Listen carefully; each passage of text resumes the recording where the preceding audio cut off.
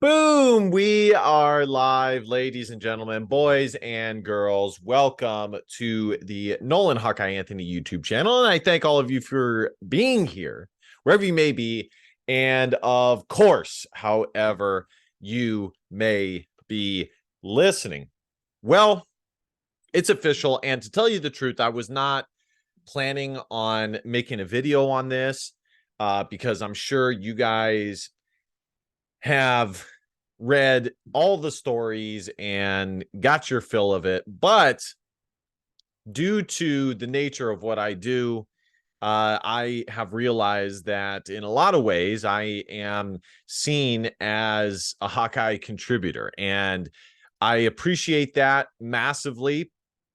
And so, therefore, I will offer my take on the Cade McNamara situation. By the way, guys, I mean that with all sincerity. I am tremendously honored by the support that Hawkeye fans have shown to this show. By the way, guys, like, comment, share, subscribe. You guys know the drill. If you guys want to donate, you guys can through the donation button on this video or through PayPal/Cash App in the description. And without further ado, let's get into this. So, like I said, I received quite a few requests to discuss this. Cade McNamara is out with a torn ACL. So let me start here. Your boy was right. And the knock on wood thing did not work.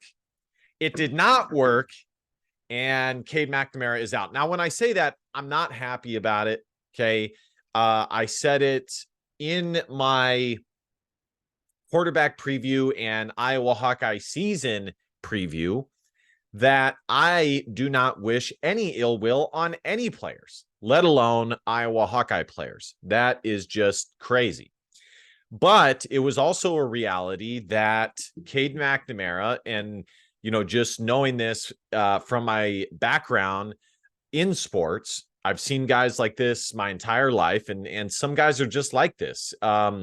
It's a really weird phenomenon because you can take it down the path of biology and somebody's physical makeup. But when it comes to like the Division I level and the pros, these are the top 1% of athletes, if not like lower than that, even, especially when you get to the professional level. And it's very hard to say that somebody's physical makeup is that of somebody who gets injured, and that's why they get injured. I've seen YouTube videos, with guys like Rajon, or maybe not Rajon, Derrick Rose, where guys delve into the way that they jump off the floor and how they land and the impact that this and that. When it comes to basketball, I've heard the theory, and I think there's a lot of truth to this, and it's in multiple sports in America, because in America, we have a culture not of development when it comes to sports, but rather of kind of like this high-level daycare where kids are put into sports so that, they can stay busy, stay out of trouble, and they play a lot of games. And not only did I see that in my playing days, and even I participated in it, not as much as other kids, because, my dad knew better, but I still did, because it was the culture of tournaments and playing every single weekend, and, that type of stuff. Whereas in Europe and in other countries, there's much more of a developmental mindset of practice, getting good reps, and not playing in high impact, high physicality type games, working on the fundamentals, and getting really good at those before you ever consider stepping onto the court for actual games. And when you do step onto the court for actual games, it's very limited. It's only, here and there. And I think there's some truth to that. Now, whether that's relevant for Cade McNamara, I kind of went on a tangent there. Who knows? I mean, the guy, I wouldn't be surprised if it is. The guy played multiple sports growing up. But I more wanted to highlight, before I got on that tangent there, the nature of the phenomenon of the injury proneness. And, it's just something that's really hard to explain. And it's something that just some guys have. And I said in my season preview, I noticed it immediately. I didn't want it to be true, but I said it in the season preview and I said it in the quarterback preview. Those who watch this channel know I did, that one of the main storylines to watch when it came to the quarterback room and the Iowa Hawkeyes in general was whether Cade McNamara would be able to withstand an entire football season. And I just wasn't optimistic about it. And it turns out I was right, unfortunately. Like I said, the knocking on wood did not work. Now, where does that now, obviously I wish Cade McNamara the best. Apparently it was reported, 247 Sports reported this, and where they got the report was from the Swarm Collective owner or director or whatever he is, whatever that person is, that Cade McNamara told him that he wants to come back to Iowa. And that's not surprising to me at all. I mean, at this point, you have two season-ending if you're Cade McNamara and you have two season-ending injuries, of course your best option is to return to Iowa, where you're already on scholarship. It's a Big Ten program, and you're still highly regarded. Regardless of what happens with Deacon Hill, you're still highly regarded. And, especially being at Iowa, there's a good chance that you will be given a legitimate shot, regardless of how good Deacon Hill does, to earn the starting job next year. So, I wish him a speedy recovery. I hope the best for him, and we'll see where he's at next year. But as far as this year goes, I said this in my game preview. Let me pull up some articles here. I said this in my Iowa versus Purdue game preview. I said it in the Big Ten Whip Around show, and I said it in my post-game show for Iowa versus Michigan State, that it's obvious Deacon Hill has a ton of arm talent. And in all of my readings and research into Deacon Hill, he has one of the best arms in the country. Okay. This guy would have blown up even more coming out of high school had it not been for the COVID pandemic. So that is number one. The second thing is he comes from a very, very, very athletic background. And I didn't know this, but I'm not surprised. Somebody commented this to me, and I read an article on it right here, the 5 things to know about Deacon Hill. Deacon Hill played water polo himself, which, as you guys know, I played Division I water polo at UOP. And his sisters have all played at UCLA, one of the best water polo programs in the country. And for those of you who don't know, I made a Facebook post about this. Water polo in America is the most popular in the state of California for a variety of reasons. The weather, the access, the accessibility to pools on a year-round basis. I mean, I remember when I was in high school, we had access to the pool year-round. Whereas in the Midwest, even in the South, even in the eastern part of the United States, unless you have an indoor pool, that's just not the case. Now, on the East Coast, you do have a lot of indoor pools, and I think a lot of Midwestern schools are trying to have that more and more. And don't get me wrong, there are water polo programs in the Midwest. I don't think at the college level, but when I was playing in United States junior level water polo tournaments, we did play against teams from Missouri, states that were not California. Now, most of the teams came from California. So I'm not surprised by that. It's a very interesting tidbit. He has a very athletic family background. Both his parents played Division I, Division II level sports. And so that's that. As far as the game goes, as I said, so here's the recruiting profile. He had a rating of an 85. He spent a year and a half at Wisconsin, so he redshirted, and then he was there for another half year before choosing to play for Fordham. And then Iowa came knocking because of John Budemeyer, the strange Iowa coach, not Iowa coach, extra coach, whatever you want to categorize him as. Former Utah State and Wisconsin offensive coordinator John Budemeyer recruited Deacon Hill and reached out to him.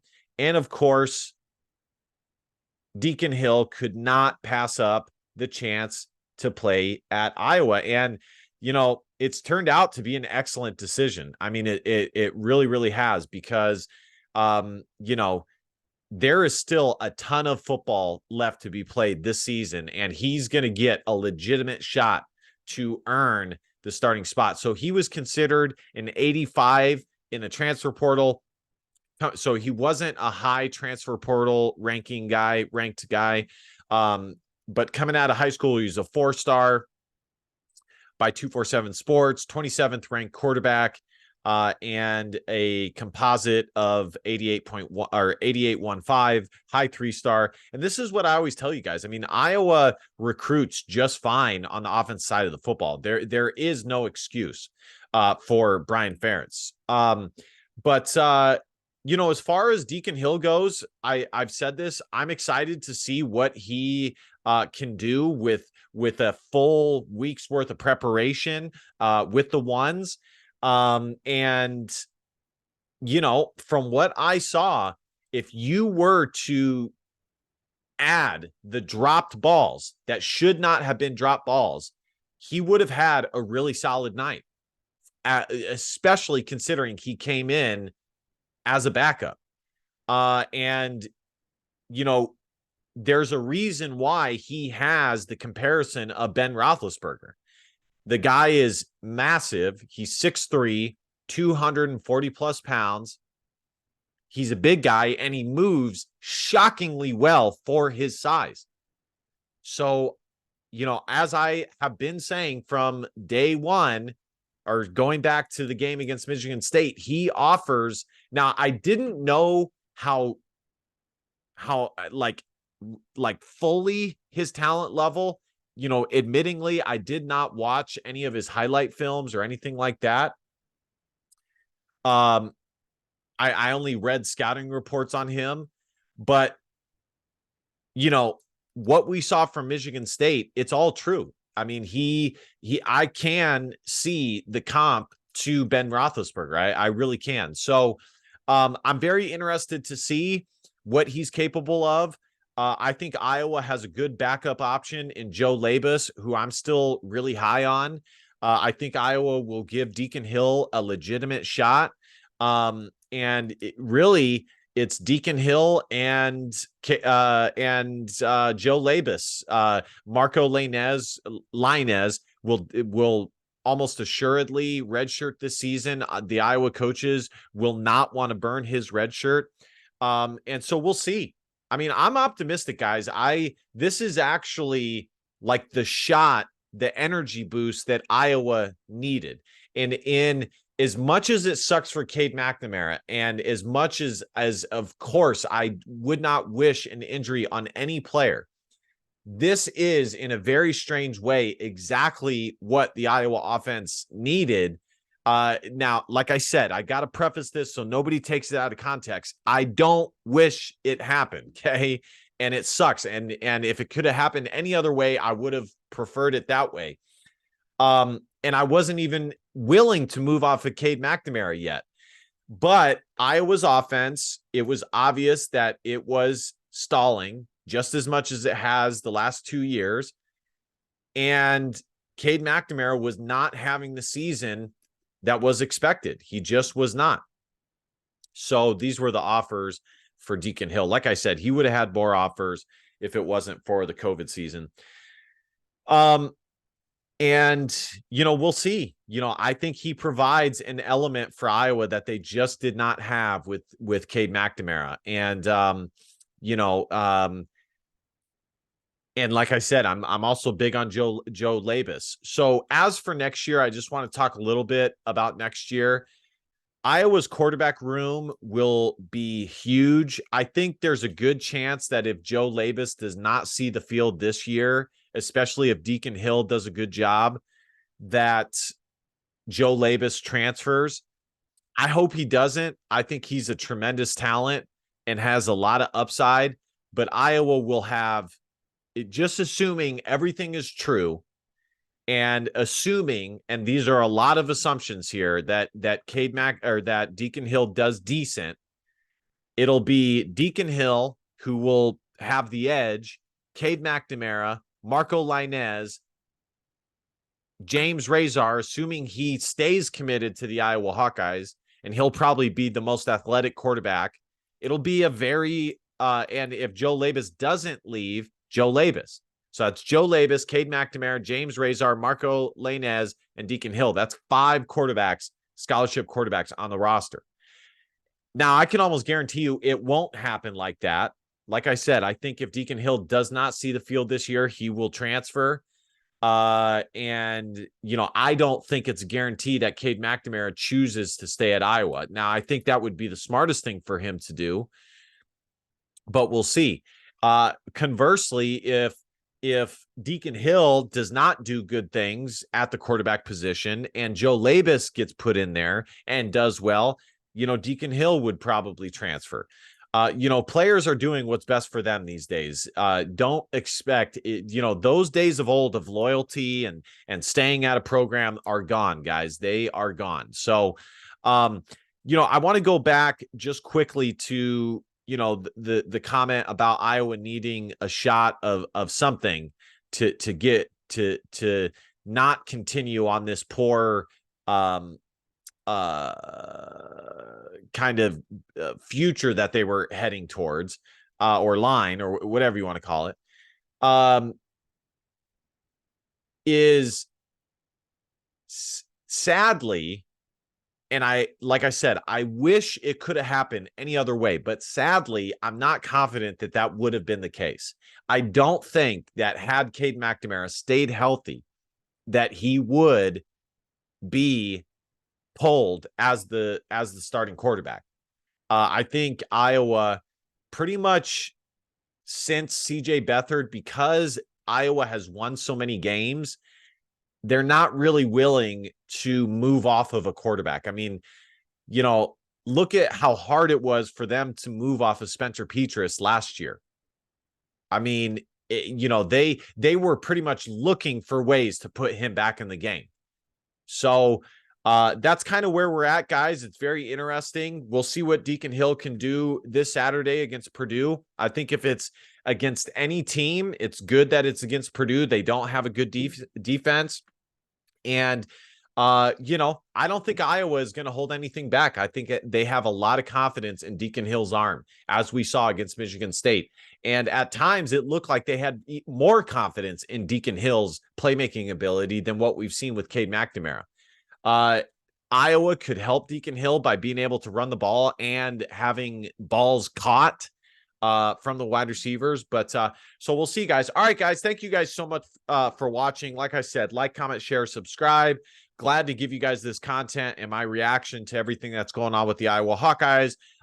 Again, just want to highlight the Big Ten Whip Around show every Sunday night. I drop it and I highlight the Big Ten, talk about the Big Ten, all the games across that.